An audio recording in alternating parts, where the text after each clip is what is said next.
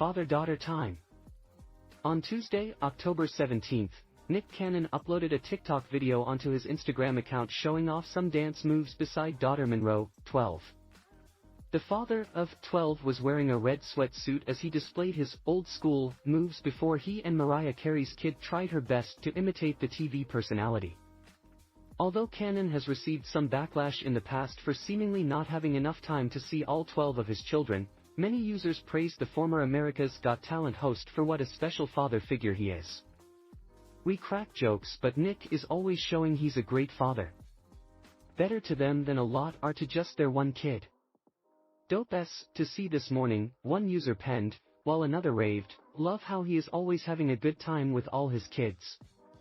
He's a good dad." However many kids he got, there are men that got way less and don't do what he does, a third pointed out, while a fourth added, "She is so cute and so happy to have some fun with dad." A fifth person even claimed that the actor is so underrated when it comes to how he treats his kids.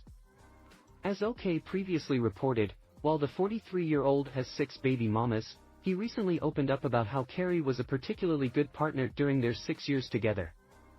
The interview began with the San Diego native discussing his relationship with Carey as he struggled with his 2012 lupus diagnosis. "She was my rock, man," Cannon said while on the Diary of a CEO podcast. "She went hard. To be honest, I probably wouldn't be alive if it wasn't for how hard she went with the doctors, with me, and my stubbornness. She was the perfect helpmate, the perfect matriarch, the perfect mom, the perfect wife in those scenarios." He added that despite who she is, referring to the pop sensation's level of fame, Carey was always loving enough to take on his health woes. "It probably took a toll on our relationship, just because of the person I was in my head and the struggles that I was dealing with," he told podcast host Stephen Bartlett. "But it definitely brought us closer together."